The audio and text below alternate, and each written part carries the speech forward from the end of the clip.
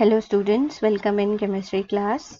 आज इस क्लास में हम पढ़ने वाले हैं properties of coordinate compounds according to crystal field theory कि किस तरह से crystal field theory coordinate compounds की प्रॉपर्टीज जैसे कि कलर और मैग्नेटिक बिहेवियर को एक्सप्लेन कर पाई थी, जो कि लिमिटेशन थी हमारी किसकी, वैलेंस बॉन्ड थ्योरी की। तो चलो शुरू करते हैं। अब क्रिस्टल फील्ड थ्योरी के अकॉर्डिंग जो इलेक्ट्रॉनिक कॉन्फ़िगरेशन होता है सेंट्रल मेटल आयन का, वो इन्फ्लुएंस होता है किससे, क्रिस्टल फील्ड स्प्लिटिंग से। क्रिस्टल फील्ड स्प्लिटिंग हम डेल्टा से रिप्रेजेंट करते थे बच्चों। In case of octahedral complexes हम डेल्टा नॉट लिखते थे और in case of tetrahedral complexes हम डेल्टा टी लिखते थे। मान लो हम बात कर रहे हैं ऑक्टाहेड्रल कॉम्प्लेक्सेस की, तो ऑक्टाहेड्रल कॉम्प्लेक्सेस के अंदर क्या होता था कि लिगेंड के इन्फ्लुएंस में ये जो डी ऑर्बिटल्स हैं डी जनरेट नहीं रह पाते थे। क्या होता था, इनकी जो एनर्जी है वो पहले तो इंक्रीज होती थी और फिर ये डी ऑर्बिटल जो है स्प्लिट अप हो जाते थे into two set of orbitals. और वो जो सेट थे, वन हैविंग लो एनर्जी, उनको हम T2G बोलते थे, और अदर हैविंग हाई एनर्जी, उनको हम बोलते थे EG। तो ये जो T2G है, इसके अंदर कौन कौन से आते थे हमारे पास, DXY, DYZ एंड DZX ये आते थे। और सिमिलरली यहाँ पे EG सेट ऑफ ऑर्बिटल्स, इसके अंदर हमारे पास DX² माइनस Y² और DZ² ये वाले ऑर्बिटल्स आते थे। और ये जो एनर्जी डिफरेंस है इन दो सेट ऑफ ऑर्बिटल्स के बीच में, उसको हम क्या बोल देते थे, crystal field splitting, delta not से रिप्रेजेंट कर रहे थे। अब बच्चों मान लो हमारे पास जो कॉन्फ़िगरेशन है, सपोज कॉन्फ़िगरेशन हमारे पास आता है D1। अब इसका मतलब यहाँ पर एक ही इलेक्ट्रॉन प्रेजेंट है। अब एक इलेक्ट्रॉन प्रेजेंट है तो that will enter into lower energy orbitals first, तो ये यहाँ पे जाएगा। मान लो कॉन्फ़िगरेशन हमारे पास D2 आ जाता है तो सेकेंड इलेक्ट्रॉन भी यहीं पे एंटर करेगा। D3 आता है कॉन्फ़िगरेशन में तो थर्ड इलेक्ट्रॉन यहाँ एंटर करेगा। अब पहले इलेक्ट्रॉन सिंगली भरे जा रहे हैं, फिर उनकी पेयरिंग होएगी एंड इलेक्ट्रॉन सिंगली भरे जा रहे हैं। यहाँ पे हम कौन सा अपना रूल फॉलो कर रहे हैं, हंस रूल। हंस रूल के अकॉर्डिंग क्या होता था, इलेक्ट्रॉन्स पहले जो है डीजनरेट ऑर्बिटल्स में सिंगली भरे जा रहे थे। अब जो हमारा फोर्थ इलेक्ट्रॉन आता है, फोर्थ इलेक्ट्रॉन के लिए अब फोर्थ इलेक्ट्रॉन वो एंटर कर सकता है T2G में और वो एंटर कर सकता है EG में। मतलब उसके पास दो ऑप्शंस है। जब हमारे पास कॉन्फ़िगरेशन D4 आ जा रहा, तो फोर्थ इलेक्ट्रॉन के लिए यहाँ पर ऑप्शन है किस तरह से। मान लो हमारे पास D4 कॉन्फ़िगरेशन आता है तो हम कैसे दिखा सकते हैं बच्चों इसको। सपोज मेरे पास ये जो सेट ऑफ ऑर्बिटल्स हैं, इनको मैं ऐसे शो कर देती हूँ, T2G और यहाँ पर EG। तो ये T2G और यहाँ पर आ गया EG सेट ऑफ ऑर्बिटल्स। तो 1 2 3 फोर्थ इलेक्ट्रॉन के लिए अवेलेबल पॉसिबिलिटी है कि वो एंटर कर सकता है EG में, या ऐसा भी हो सकता है कि फोर्थ इलेक्ट्रॉन हमारा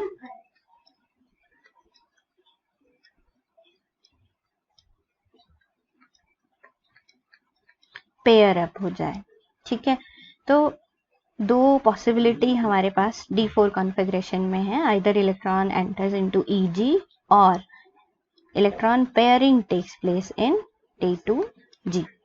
अब ये पॉसिबिलिटी कब आएगी बच्चों हमारे पास, तो ये पॉसिबिलिटी डिपेंड करती है कि यहाँ पर हमारे पास जो क्रिस्टल फील्ड स्प्लिटिंग है, क्रिस्टल फील्ड एनर्जी है या क्रिस्टल फील्ड स्प्लिटिंग एनर्जी है, वो कम है या ज़्यादा है। साथ में यहाँ पर इलेक्ट्रॉन्स को हमें पेयर अप कराना है, तो पेयर अप कराने के लिए क्या होगा, इलेक्ट्रॉन इलेक्ट्रॉन में रिपल्शन होगी। अब रिपल्शन को ओवरकम करने के लिए हमें यहाँ पे क्या करना पड़ेगा, यहाँ पे एनर्जी सप्लाई करनी पड़ेगी and that energy is known as pairing energy. और जनरली हम उस पेयरिंग एनर्जी को P से डिनोट करते हैं, ठीक है ना। तो फोर्थ इलेक्ट्रॉन आपका फॉलो करेगा ये वाला कॉन्फ़िगरेशन या ये वाला configuration, that depends on these two factors. One is crystal field splitting energy and the other one is pairing energy. अब किस तरह से, मान लो ये जो क्रिस्टल फील्ड एनर्जी जो है that is greater than pairing energy, मतलब ये जो एनर्जी डिफरेंस है काफी ज्यादा है, ठीक है। और पेयरिंग एनर्जी हमारे पास कम है, तो क्या होगा बच्चों, पेयरिंग एनर्जी अगर कम है तो electron will prefer to pair up, और जब इलेक्ट्रॉन की पेयरिंग होगी तो नंबर ऑफ अनपेयर्ड इलेक्ट्रॉन्स हमारे पास क्या हो जाएंगे, कम हो जाएंगे। तो हमारे पास ये जो क्रिस्टल फील्ड स्प्लिटिंग एनर्जी जो है कब ज्यादा होगी, जब हमारे पास स्ट्रॉन्ग फील्ड लिगेंड्स हैं। स्ट्रॉन्ग फील्ड लिगेंड्स हैं तो क्रिस्टल फील्ड स्प्लिटिंग एनर्जी क्या होगी, ज्यादा होगी। और क्रिस्टल फील्ड स्प्लिटिंग एनर्जी ज्यादा होगी तो इलेक्ट्रॉन क्या हो जाएंगे, पेयर अप हो जाएंगे। पेयर अप हो जाएंगे तो नंबर ऑफ अनपेयर्ड इलेक्ट्रॉन्स कम हो जाएंगे, और नंबर ऑफ अनपेयर्ड इलेक्ट्रॉन्स कम होंगे तो हमारे पास स्पिन पेयर्ड कॉम्प्लेक्सेस बनेंगे, या हम ये कह सकते हैं कि हमारे पास लो स्पिन कॉम्प्लेक्सेस बनेंगे, क्योंकि नंबर ऑफ अनपेयर्ड इलेक्ट्रॉन्स कम हो जाएंगे, ठीक है।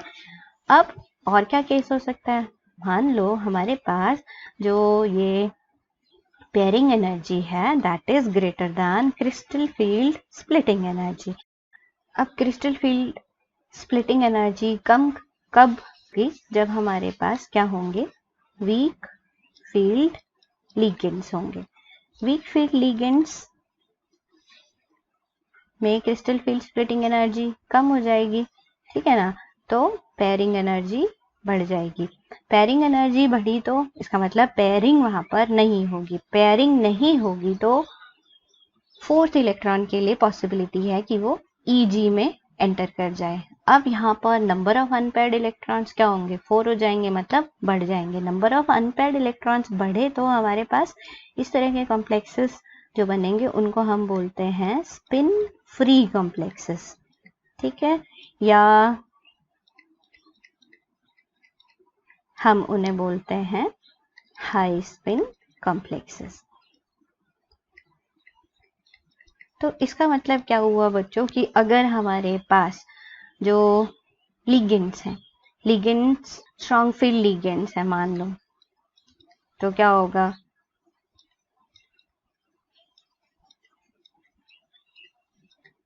स्प्लिटिंग एनर्जी ज्यादा होगी, और स्प्लिटिंग एनर्जी ज्यादा है तो हमारे पास लो स्पिन कॉम्प्लेक्सेस बनेंगे, ठीक है। और अगर हमारे पास वीक फील्ड लिगेंड्स हैं तो हमारे पास क्या होगा, स्प्लिटिंग एनर्जी कम होगी और हमारे पास हाई स्पिन कॉम्प्लेक्सेस बनेंगे, ठीक है। तो ये जो वीक लो स्पिन या हाई स्पिन कॉम्प्लेक्सेस बन रहे हैं ये डिपेंड कर रहे हैं लिगेंड्स की फील्ड स्ट्रेंथ किस तरह की है, या लिगेंड्स का नेचर किस तरह का है। तो इस तरह से आपने देखा बच्चों की जो कॉन्फ़िगरेशन है that depends on nature of ligand, कि लिगेंड स्ट्रॉन्ग फील्ड है या वीक फील्ड है। तो इसका मतलब जो क्रिस्टल फील्ड स्प्लिटिंग एनर्जी है वो कॉन्फ़िगरेशन को इन्फ्लुएंस करती है, किस तरह का कॉन्फ़िगरेशन हमारे पास आने वाला है, कहाँ पर, क्रिस्टल फील्ड थ्योरी के अंदर। अब ये जो क्रिस्टल फील्ड थ्योरी है इसने मैग्नेटिक प्रॉपर्टीज और कलर को किस तरह से एक्सप्लेन किया था वो हम समझेंगे। तो सबसे पहले हम ले लेते हैं मैग्नेटिक बिहेवियर।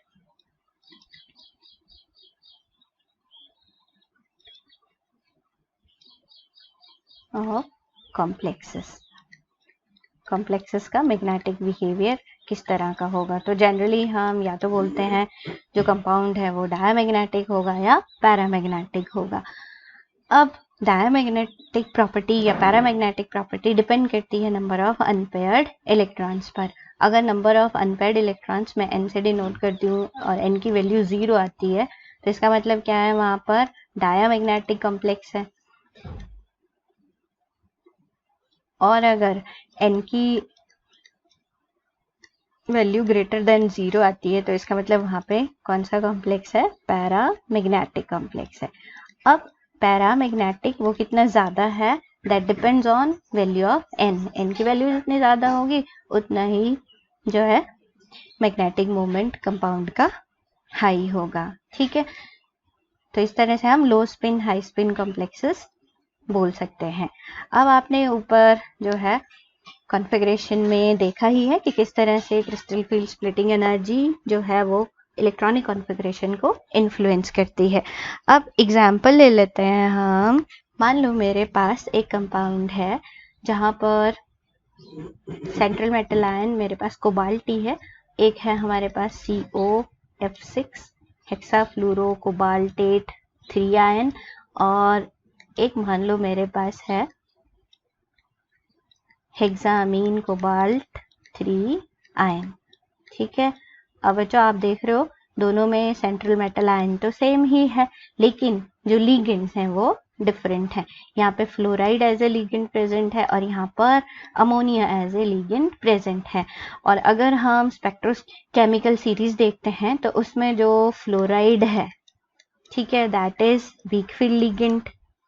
ठीक है, वीक फील्ड लिगेंड है ये। और जो NH3 है वो हमारे राइट साइड में आता है स्पेक्ट्रोकेमिकल सीरीज में, तो ये क्या है, स्ट्रॉन्ग फील्ड लिगेंड है, स्ट्रॉन्ग फील्ड लिगेंड है। ठीक है, अब अगर फ्लोराइड वीक फील्ड लिगेंड है तो ये क्या करेगा, ये इलेक्ट्रॉन्स की पेयरिंग नहीं करवा सकता। ठीक है, इसका मतलब क्या होगा, यहाँ पे क्रिस्टल फील्ड स्प्लिटिंग एनर्जी क्या होगी, लो होगी, और यहाँ पर क्रिस्टल स्ट्रॉन्ग फील्ड लिगेंड है तो क्रिस्टल फील्ड स्प्लिटिंग एनर्जी क्या होगी, हाई होगी। ठीक है, अब ऑक्सीडेशन स्टेट अगर आप कोबाल्ट की देखें तो दोनों केसेस में क्या आती है, +3, और +3 के लिए अगर हम कॉन्फ़िगरेशन लिखते हैं तो वो इस तरह से आता है।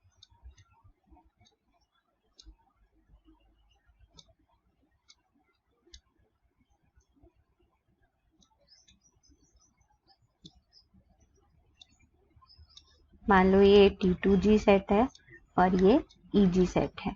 अब जो एनर्जी डिफरेंस यहाँ पर कम है और यहाँ पर एनर्जी डिफरेंस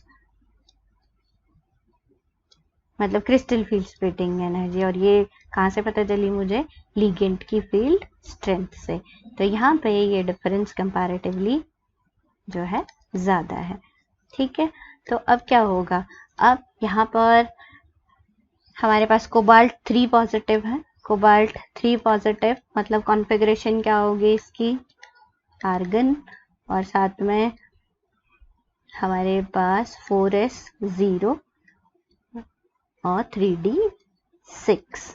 ठीक है ना बच्चों, इसका मतलब 6 इलेक्ट्रॉन्स अवेलेबल है हमारे पास D में। अब क्योंकि यहाँ पर ये जो एनर्जी डिफरेंस है ये क्या है, कम है।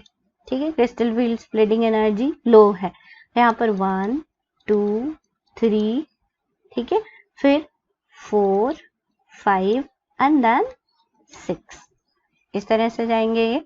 मतलब नंबर ऑफ अनपेयर्ड इलेक्ट्रॉन कितने आए हमारे पास बच्चों, 4, और यहाँ पर इस केस में नंबर ऑफ अनपेयर्ड इलेक्ट्रॉन्स आप देखना ये वाला एनर्जी डिफरेंस लिगेंड की फील्ड स्ट्रेंथ से क्या है, ज्यादा है, तो इसका मतलब यहाँ पर पेयरिंग हो जाएगी, क्योंकि इलेक्ट्रॉन यहाँ ये एनर्जी बहुत ज्यादा है तो इलेक्ट्रॉन प्रेफर करेगा, यहाँ पे पेयरिंग एनर्जी कम है तो पेयर्ड हो जाएगा इलेक्ट्रॉन। तो इस तरह से 6 इलेक्ट्रॉन कॉन्फ़िगरेशन हो गया T2G6। तो यहाँ पे नंबर ऑफ अनपेयर्ड इलेक्ट्रॉन्स देख रहे हो आप कितने आए, 0। तो यहाँ से बच्चों क्या प्रिडिक्ट कर सकते हो आप, अगर नंबर ऑफ अनपेयर्ड इलेक्ट्रॉन्स 0 हैं तो ये वाला जो कॉम्प्लेक्स है वो कैसा आएगा हमारे पास, डायामैग्नेटिक। ठीक है, और ये वाला कॉम्प्लेक्स हमारे पास कैसा आएगा, पैरामैग्नेटिक। ठीक है, तो इस तरह से हम क्रिस्टल फील्ड स्प्लिटिंग एनर्जी से मैग्नेटिक बिहेवियर को कंपेयर कर सकते हैं। ठीक है, और देखो आप मान लो आपके पास Fe, यहाँ पर आ जाता है आपके पास हेक्सासाइनोफेरेट, और दूसरा आ जाता है हमारे पास हेक्सा एक्वा आयरन 3 आयन। ठीक है, तो आप यहाँ पर भी इजीली इनका मैग्नेटिक बिहेवियर कैलकुलेट कर सकते हो ना बच्चों। तो ये आपके लिए एक प्रॉब्लम है कि आपने इसका मैग्नेटिक बिहेवियर, कौन डायमैग्नेटिक होगा, कौन पैरामैग्नेटिक होगा, या कौन कम मैग्नेटिक होगा, कौन ज़्यादा मैग्नेटिक होगा, ये आपने अपने आप फाइंड आउट करना है। आपको बस यहाँ पे लिगेंड्स की फील्ड स्ट्रेंथ याद रखनी है कि H2O जो है उसकी फील्ड स्ट्रेंथ कम है और साइनाइड आयन की फील्ड स्ट्रेंथ ज़्यादा है। फील्ड स्ट्रेंथ ज़्यादा है तो क्रिस्टल फील्ड स्प्लिटिंग एनर्जी ज़्यादा होगी और इसकी क्रिस्टल फील्ड स्प्लिटिंग एनर्जी कम होगी। ठीक है, तो आप इजीली कैलकुलेट कर सकते हो ना बच्चों। नेक्स्ट हम डिस्कस करने वाले हैं colour of coordinate compounds on the basis of this crystal field theory. अब किस तरह से हम कलर जो है एक्सप्लेन कर सकते हैं on the basis of this crystal field theory. अब हमने पढ़ा था बच्चों की जो ट्रांजिशन मेटल्स के कॉम्प्लेक्सेस होते हैं वो क्या होते हैं, they are coloured in their solid state as well as in their aqueous solution. वो डिफरेंट कलर जो है शो करते हैं। फॉर एग्जाम्पल जैसे हम कॉपर सल्फेट, ठीक है, हाइड्रेटेड कॉपर सल्फेट 5H2O, तो ये क्या करता है, it is blue in colour. ठीक है, ब्लू विट्रॉल भी बोलते हैं, आपको पता है इसको। तो ये ब्लू कलर का है। क्यों है ये ब्लू कलर का? तो एक्चुअली ये जो है एक कोऑर्डिनेट कंपाउंड है, कॉम्प्लेक्स बनाता है ये, और जिसके कारण ये ब्लू कलर शो करता है। अब कोऑर्डिनेट कंपाउंड्स कलर्ड होंगे क्यों? सबसे पहले बच्चों हमें ये समझना होगा कि कोई भी सब्सटेंस कलर्ड क्यों होता है। ठीक है ना, तो मान लो कोई सब्सटेंस है, जब भी कोई लाइट उस पर पड़ती है तो वो क्या करता है, सपोज मेरे पास ये कॉपर सल्फेट ही है, सपोज कॉपर सल्फेट का हमने सॉल्यूशन ले लिया। अब क्या होता है, इस कॉपर सल्फेट सॉल्यूशन में जो है लाइट पड़ी। ठीक है, अब इस सॉल्यूशन की प्रॉपर्टी है कि इसने लाइट की कुछ वेवलेंथ्स को क्या कर लिया, एब्सॉर्ब कर लिया और बाकी को रिफ्लेक्ट कर दिया। ठीक है, तो अब क्या होता है, यहाँ पर सपोज जो लाइट पड़ रही है, अब लाइट में हमारे पास सारे कलर्स की वेवलेंथ होती हैं, आपको पता है ना, विबग्योर। ठीक है, सारे कलर, व्हाइट लाइट है उसमें सारे कलर्स की वेवलेंथ प्रेजेंट है। ठीक, अब क्या होगा, ये यहाँ पर जैसे ही लाइट इस कॉपर सल्फेट सॉल्यूशन में पड़ी तो क्या हुआ, इसने कुछ जो है वेवलेंथ को क्या कर लिया, एब्जॉर्ब कर लिया और बाकी को रिफ्लेक्ट कर दिया। ठीक है, तो इसने यहाँ पर क्या करा, ब्लू कलर की जो है रेडिएशन को रिफ्लेक्ट किया और इसलिए ये कंपाउंड हमारे पास क्या दिखा हमें, ब्लू कलर का। कहने का मतलब है कि जब भी किसी सब्सटेंस पे लाइट पड़ती है तो वो क्या करता है, कुछ वेवलेंथ्स को एब्जॉर्ब कर लेता है और बाकी को रिफ्लेक्ट कर देता है। तो जो उसने रिफ्लेक्ट करी वो कलर हमें दिखाई देता है। ठीक है, या जो वेवलेंथ्स एब्जॉर्ब हुई उनका कॉम्प्लीमेंट्री कलर हमें दिखाई देता है। कॉम्प्लीमेंट्री कलर हम कैसे पता लगा सकते हैं? तो बच्चों मैंने आपको पिछले चैप्टर में कलर व्हील बताया था, मुंशिल कलर व्हील बताया था आपको मैंने, इस तरह से अगर आपको याद हो तो। और यहाँ पर मैंने कलर्स भी बताए थे आपके पास, जैसे विबग्योर में आपने आई नहीं लिखना और बाकी सारे कलर्स इस तरह से लिख देने हैं। ठीक है, तो ये कॉम्प्लीमेंट्री कलर है एक दूसरे के। अगर कोई वेवलेंथ वॉयलेट एब्जॉर्ब करता है तो वो कैसे दिखाई देगा, येलो, या अगर रेड एब्जॉर्ब करता है तो ग्रीन दिखाई देगा, एंड वाइसा वर्सा। ठीक है ना, जिसका मतलब ये यहाँ पे ब्लू दिखाई दे रहा है तो इसने कौन सी लाइट यहाँ पे एब्जॉर्ब करी होगी, इसने ब्लू दिखाई दे रहा तो इसने ऑरेंज लाइट एब्जॉर्ब करी होगी। तो इस तरह से तो हम पता लगा सकते हैं कि जो है कोई सब्सटेंस कलर्ड क्यों दिखाई देता है। ठीक है ना, अब कोऑर्डिनेट कंपाउंड्स कलर्ड होते हैं, इसका पता हम जो है कैसे हम इसको एक्सप्लेन करेंगे on the basis of crystal field theory. अब यहाँ पर एक एग्जांपल ले लेते हैं बच्चों। मान लो मेरे पास hexa aqua titanium 3 positive ion एक कॉम्प्लेक्स है। अब पहले तो हम पता लगाएंगे कि क्या ये कॉम्प्लेक्स जो है कलर्ड होगा या नहीं। तो एक्चुअली हमारे पास क्या होता है, जब भी ये वाटर मॉलिक्यूल्स इस टाइटेनियम को क्या करेंगे, अप्रोच करेंगे, तो इसके इन्फ्लुएंस में इसमें इसके डी ऑर्बिटल्स क्या होते हैं, स्प्लिट अप हो जाते हैं।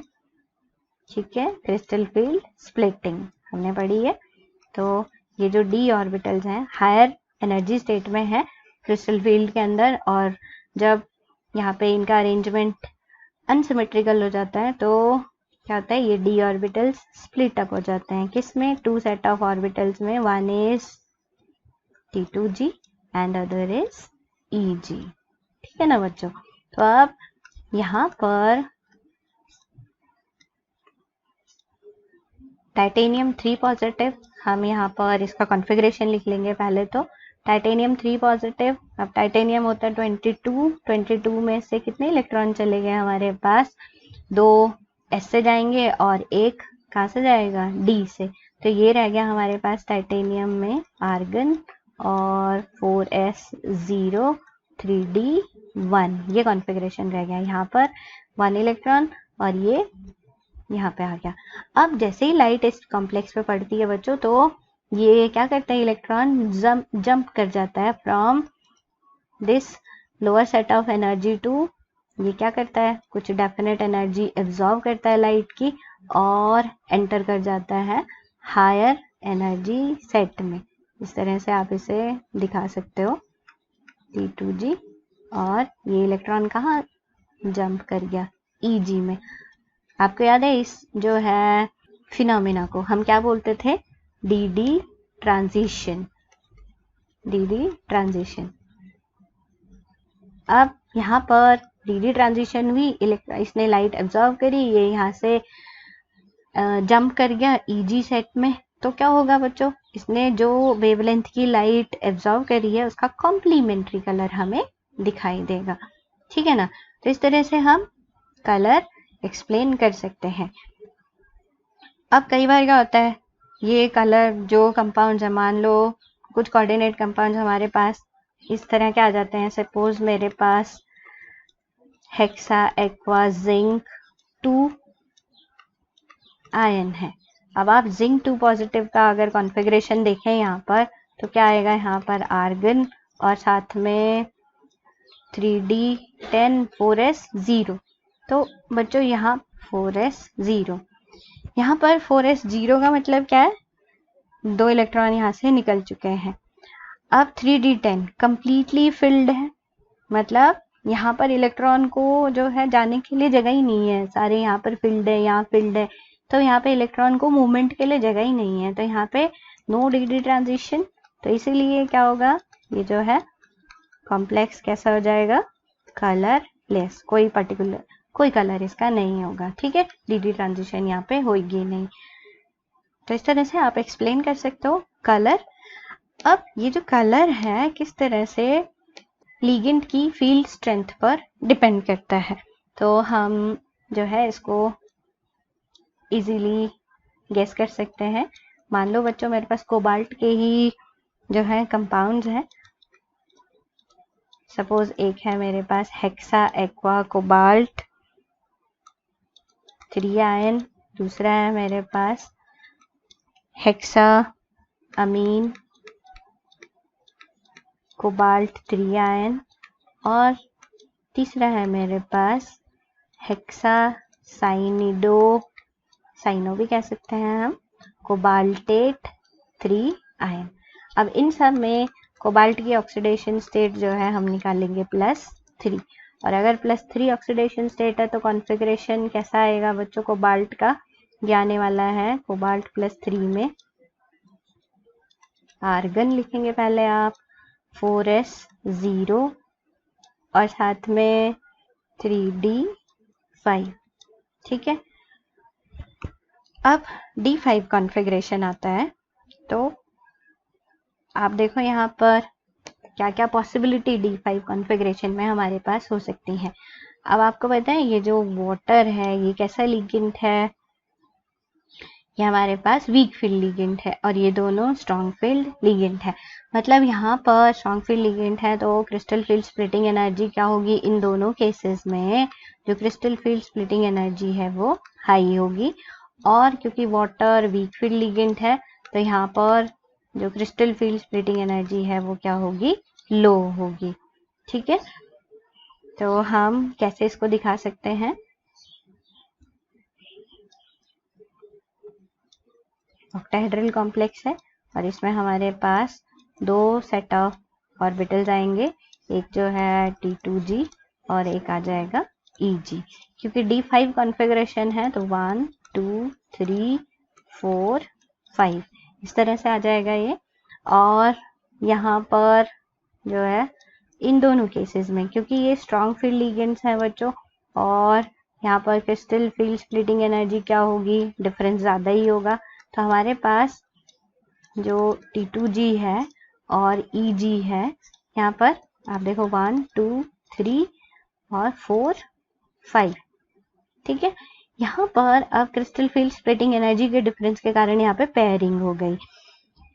यहाँ इलेक्ट्रॉन्स को इजीली मूव करने के लिए क्या है, जगह अवेलेबल है, या आप कह सकते हो कि यहाँ से यहाँ जाने के लिए ये क्या करेगा, कम एनर्जी की वेवलेंथ एब्जॉर्ब करेगा और हाई एनर्जी की वेवलेंथ को ये क्या करेगा, रिफ्लेक्ट कर देगा। ठीक है ना, यहाँ पर इसका बिल्कुल रिवर्स होगा, कम एनर्जी वाली वेवलेंथ यहाँ पर रिफ्लेक्ट होंगे और ज्यादा एनर्जी, क्योंकि इलेक्ट्रॉन को यहाँ से यहाँ जाना है, ये डिफरेंस ज्यादा है, तो हाई एनर्जी वाली वेवलेंथ क्या होंगी, एब्जॉर्ब होंगी, और कम वेवलेंथ वाली जो कम एनर्जी वाली वेवलेंथ है वो क्या हो जाएंगी, रिफ्लेक्ट हो जाएंगी। तो आप यहाँ पर बच्चों जैसे विबग्योर है, आपको पता है ये क्या है, इंक्रीजिंग ऑर्डर ऑफ वेवलेंथ है, तो इस केस में डिक्रीजिंग ऑर्डर ऑफ एनर्जी। ठीक है, यहाँ पे वेवलेंथ इधर को क्या हो रही है, इंक्रीज हो रही है, और जो एनर्जी है h न्यू से मैं शो कर सकती हूँ, वो क्या हो रही है, डिक्रीज हो रही है।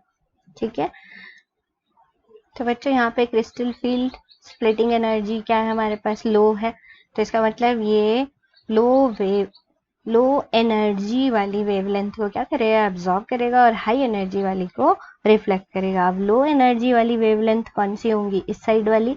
ठीक है, तो ये जनरली ऑरेंज को एब्जॉर्ब करेगा और ब्लू को रिफ्लेक्ट करेगा। ठीक है, ऑरेंज का आप कलर व्हील में देखोगे तो क्या आएगा, ब्लू।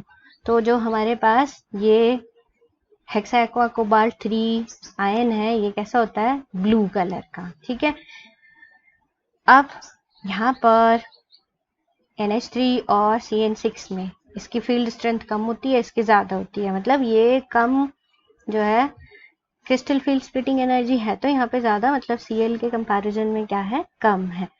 अब ये क्या करेगा, यहाँ से इलेक्ट्रॉन यहाँ से जंप कराने हैं हायर एनर्जी ऑर्बिटल में, तो ये हाई एनर्जी वाली वेवलेंथ को क्या करेगा, एब्जॉर्ब करेगा। अब हायर एनर्जी वाली वेवलेंथ बच्चों यहाँ लाई करती हैं, तो रिफ्लेक्ट कौन सी होंगी, ये वाली रिफ्लेक्ट होंगी, लो एनर्जी वाली। तो ये जो हेक्सामीन कोबाल्ट 3 आयन है, ये क्या करता है, ये ब्लू वाली को एब्जॉर्ब करता है, हाई एनर्जी वाली, और ब्लू वाली ये एब्जॉर्ब कर रहा है, कौन सी, ब्लू वाली, तो ये रिफ्लेक्ट कौन सी कर देगा, ग्रीन वाली, तो ये हमें ग्रीन कलर का दिखाई देता है। अब इसने कौन सी एब्जॉर्ब करी है, आपकी ब्लू वाली। अब बच्चों अगर हम बात करें हेक्सा साइनिडो कोबाल्टेट 3 आयन की, तो यहाँ पे Cn की फील्ड स्ट्रेंथ क्या है, NH3 के कंपैरिजन में ज्यादा है, मतलब यहाँ पर जो क्रिस्टल फील्ड स्प्लिटिंग एनर्जी होगी इससे भी ज्यादा होगी। कहने का मतलब है यहाँ पर T2G को EG में ले जाने के लिए इलेक्ट्रॉन्स को ज्यादा एनर्जी वाली वेवलेंथ एब्जॉर्ब करनी पड़ेगी, तो ये वॉयलेट वाली एब्जॉर्ब करेगा और रिफ्लेक्ट कर देगा कौन सी, हमारे पास येलो। ठीक है, तो ये जो है येलो कलर का होता है। तो आपने देखा कि अगर सेम सेंट्रल मेटल आयन हो लेकिन लिगेंड्स अगर डिफरेंट हैं तो उनका कलर भी डिफरेंट हो जाता है। तो इस तरह से बच्चों हम एक्सप्लेन कर देंगे colour of the complexes on the basis of this crystal field theory। और ये crystal field theory की जो है एडवांटेज भी थी ओवर वैलेंस बॉन्ड थ्योरी कि इसने magnetic behaviour as well as colour को इजीली एक्सप्लेन कर दिया था। अब एक और इंटरेस्टिंग बात बच्चों कि ये जो ऑक्सीडेशन स्टेट का भी इसमें फर्क पड़ता है। कैसे? आपके पास suppose hexa aqua cobalt 2 ion है और एक मान लो हेक्सा एक्वा कोबाल्ट 3 आयन है। तो ये जो कोबाल्ट 3 आयन है आपने देखा अभी ये कैसा था, ब्लू कलर का था और ये कैसा था, पिंक कलर का था। ठीक है ना, पिंक कलर का होता है हेक्सा एक्वा कोबाल्ट 2 आयन। तो इसका मतलब अगर हमारे पास जो है ऑक्सीडेशन स्टेट डिफरेंट हो तो वो भी क्या करती है, क्रिस्टल फील्ड स्प्लिटिंग एनर्जी को इन्फ्लुएंस करती है और उसके कारण ये कलर चेंज हो गया।